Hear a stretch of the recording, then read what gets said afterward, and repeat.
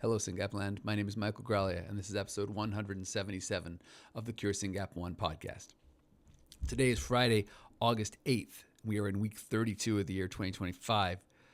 Listen, it's been a fun day. I'm just going to tell you about what I did today. I had an event planning call for both the Beacon of Hope event and then an update on the conference. I sat in on a call with a genetics master student who is working on a second disease concept model for SynGAP 1. There's already been one that's published and it's very good. And if you don't know it, you should get it. And if your clinicians are unfamiliar with SynGAP 1, you should share it. I'll put that link in the show notes. But there's another one coming, and we're gonna build on that and make it even more robust and useful. So exciting stuff. But the first DCM, excellent, and I think should be shared with lots of clinicians. So I'm going to put that here in the show notes. And then I had a reach out with the patient advocacy team at one of the companies that is put SynGAP on their pipeline. More about that later. And it was great. These guys were grown-ups. You know, there's companies who have really dedicated, professional, polished patient advocacy people, and meeting them and working with them is always a pleasure. So that was great. We had an infrastructure meeting. There's we have a lot of data. We have a lot of Salesforce, and there's something happening between Salesforce and Classy that's kind of headache-inducing, but we're fixing it. And then there was conference preparation. I had a long call with Suzanne Jones, who's the chairman of our board and wears many hats about the conference. Just exciting. And I think there's two ways to take something like this. You'd be like, wow, it's really overwhelming. How do I keep all this stuff straight? The other way to take it is, wow, look at all the different things we're doing and all the ways in which we're working, because what we're doing is so complicated. The podcast I haven't done yet, and I'm going to do one soon, is to just break down how critical patient advocacy is, right? This is not work we're doing for fun. This is work we're doing because we firmly believe that there's a pharma industry over here and there's rare disease patients over here, and bridging that gap, I can't believe I just said that, is so hard and complicated. And the entity that does that is a successful, professional, committed patient advocacy group. That's the work we have to do. And so necessarily, as the SynGAP space gets more complex and the community gets more complex and the opportunity to bring new, better drugs to our patients gets more real, our work gets more complicated. And we can be like, oh, this is hard, let's stop. Or we could just embrace the complexity and be like, it's getting real, let's do this. And as I was thinking about the conference for 2025, I went back over the webinars, and we have, I gave a sort of a closing remarks, I gave closing remarks at the 2024 conference, and I listened to those today. I'm like, what did I say? And was I right? And I'm going to share the link in the show notes to that webinar. It's about a 20-minute talk. I might even include it as a follow-on podcast to this podcast, just make it episode 178. Because what I said was pretty solid. I got to tell you guys. And the themes are true, and more complexity is coming. So the message at the top of this is, yes, everything's getting more complicated. But that's a good thing, because what we're trying to do is get some of the smartest biotechs and other companies on earth to make drugs for a disease that was first found in humans in 2009. That is 17 years ago. That's 16. It's not even 17 years. 16 years ago. That's bonkers. That's bonkers. When you look at our pipeline, you see all the companies working on SynGAP 1, and you remember we only identified this disease in humans 16 years ago. It's exceptionally exciting, and it's really complicated. And we just have to embrace the complexity, you guys. We just have to do as much as we can and realize we are right on the cusp of good things happening. Speaking of being right on the cusp of good things happening, I sat down to write the show notes and to record this, and I opened up Slack, and I saw a press release dated today from a company called Neuren Pharmaceuticals announcing that they've added SynGAP 1 to their pipeline for NNZ2591. I had never said NNZ2591 before this morning, I'll be honest with you. And that's really exciting news. So NNZ2591 is a small molecule, this small molecule company. And they're basically, if you read the press release, links in the show notes. Actually, there's a link to a LinkedIn post, which links to the press release, because I want you to go to that LinkedIn post and I want you to like it, love it, repost it, and say something like, I'm so excited about this drug happening, because I want Neuren to know that we have an activated patient community, and I want them to see all the patients saying, let's get it on, especially you guys down under. So anyway, this is a small molecule that they have identified that they are adding SynGAP to the pipe for. And there's already a couple of other rare diseases on there, but it's really exciting. So I've already updated our pipeline, and the web team is updating the pipeline page, but pretty exciting. Another drug company has decided that it is time to work on SynGAP1. So good job, Neuren Pharmaceuticals. Let's talk. Let's get an update. Let's figure out what's going on.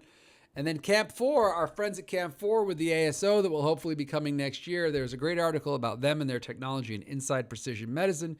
Inside Precision Medicine is a journal led by a really great guy in England called Damien.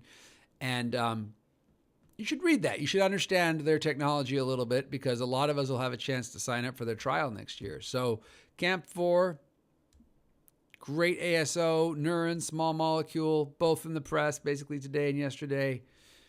Can't ask for more.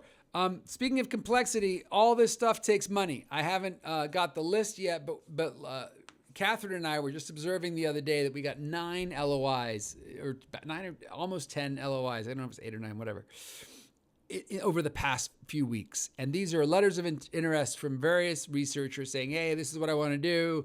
This is what it's going to cost. Should I bother to do a full proposal? Which is only fair to them, because these proposals are like mini papers. We don't want people to write papers if we're like, yeah, we're not going to touch that. But Catherine and I were sitting there looking at this list, and we're like, holy smokes, this is like $1 million of funding. And it's really good. Some of it's really good stuff. Some of it's like, why would we do this? But a lot of it's really good stuff. And so we need to raise money to allow ourselves to fund some of this important work that is happening. And I just want to remind you, if you're anywhere near New Jersey, Farmingdale, the Gala for SynGAP 1 is August 22nd. CureSynGAP1.org/Gala5. This is the 5th Gala. Incredible work, John Hill and Nancy. The Beacon of Hope in Boston is September 12th. I will be going to that one. CureSynGAP1.org/Beacon, BEACON 25. And the Scramble for SynGAP, if you're a golfer, October 4th in Greer, South Carolina. CureSynGAP1.org/Scramble. So 3 fundraisers, and yeah, they're fundraisers, but they're also going to be great parties with great people, great food, great drink, just incredible community. Please go and check that out. I also share a link to the newsletter article we sent out lately that was 3 events, 1 mission. So, highlighting these 3, I think it's amazing that we've got 3 different fundraisers happening, and I'm really proud of all 3 of those teams. Can't thank you guys enough. I know this is a ton of work. Let's raise some money, and let's make it possible to fund some really important work. Also, the conference is in 117 days, 117. That is less than 4 months away. So today's August 8th, August, September, October, November, December. December 4th and 5th is the Cure SynGAP 1 conference in Atlanta, Georgia. Register now, book your hotels now, book your flights now, get your childcare lined up if you're not bringing your SynGAPian. I know it's counterintuitive, but I really recommend letting your SynGAPian stay home and chill out if you can leave them with someone, and coming and just connecting with the community. It's going to be incredible, and there's so much good stuff coming. I want to share, speaking of complexity, there's a lot of studies going on too, and instead of making a list, I just put a link in the show notes to a beautiful slide that Virginie made. This is like a cheat sheet at this point. Just click on this link, print this slide out, and then do everything. SynGAP 1 Promise, get yourself to Stanford, CHOP, or Colorado, of course. Citizen Health, I need to give them a shout out. Citizen Health is just an incredible platform that collects your medical records if you're stateside. And they now have an AI agent. So if you log into Citizen Health, say, hey, what drugs is my kid on? Or, hey, when was the last time my kid saw this doctor? Or, give me a list of my kid's ICD-10 diagnoses or whatever. It can do all that now. It's really, really impressive. So log into Citizen Health. Check out that AI. I'll be talking more about this. I'm really proud of the team over there, and I think we should be taking full advantage of that. Also, URAS is doing a patient-reported outcome study. This is based out of Europe. Nothing's stopping us from signing up. We would especially like our missense patients to sign up for that one.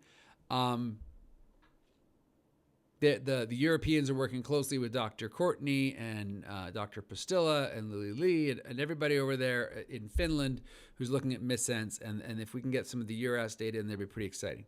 So that's just the natural history studies. In addition to that, as a reminder, there are trial opportunities if you have countable motor seizures. Both the Emerald study and Deep Ocean are recruiting with promising small molecules.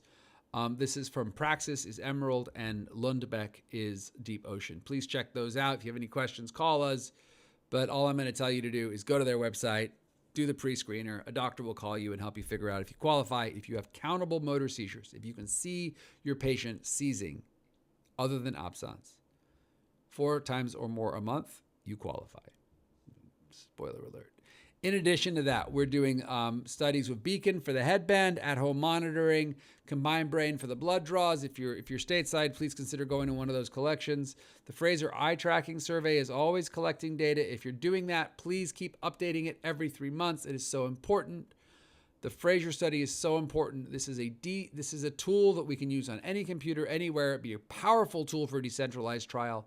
It will only be usable if we have enough SynGAP data on there to validate it. The way we do that is you take part. The ORTES trial, we've talked about this before. This is a toileting survey. Please do it. If you signed up to do it and you haven't heard back, check your spam. If it's not in your spam, email the team. Email me, mike@curesyngap1.org.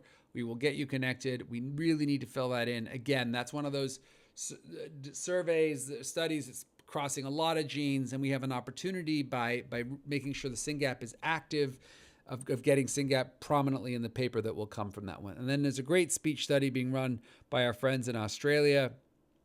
When you email all of these people, they for a variety of patient privacy reasons, can't tell us that you emailed them. But if you want us to know that you've emailed them, please copy us at studies@curesyngap1.org, studies@curesyngap1.org.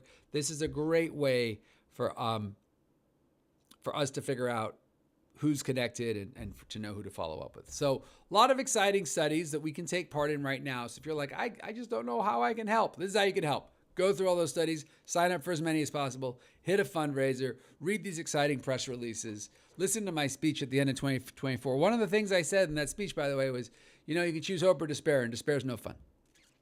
So choose hope and choose. And I'm just giving you guys a laundry list of things to be hopeful about. It's pretty exciting. Here's something else. As I mentioned at the top, we're in week 32 of the year 2025. When you go to Pubmed is a listing of all the papers, and you look for SynGAP papers this year, the number is 32. Pretty exciting. That's one a week. We're on track, guys. We're on track. In spite of all of the chaos in science these days, we are on track to hopefully have at least one a week, and then maybe we'll have more than 54 papers this year. And that would mean, what would that mean? That would mean continued growth in the number of SynGAP publications year on year. Pretty darn exciting.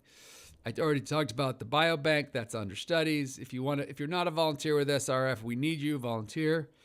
Links in the show notes. We have lots of followers on LinkedIn and YouTube and Twitter. Please follow us on LinkedIn and YouTube, Twitter if you're there.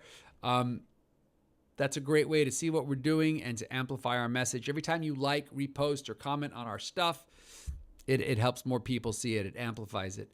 If you're newly diagnosed, great news. We have a lot of resources for you on our website, and we have a webinar on Tuesday, September 9th. There's a new patient webinar. You guys should go to that, ask all your questions, meet other new patients. Super exciting. This is a podcast. Please give us 5 stars wherever you follow us. Remember, we have 2 other podcasts. There's Café SynGAP Uno in Espanol, and then there's SynGAP Stories. We published a number actually of additional episodes there lately, and those are really worth checking out. The comms team under Ed has just been incredibly productive. I'm so grateful for everyone who works at SRF. Guys, we are making a difference. We are making a difference. We are keeping SynGAP on the map. We are being added to pipelines. I know it's complicated. I know it's hard work. And I know our kids are getting bigger and harder. But this is the way. This is the way. We fight, we push, we raise, we keep going. And there's a better future for our kids and their siblings because of it. Thanks for all the hard work. Keep it up.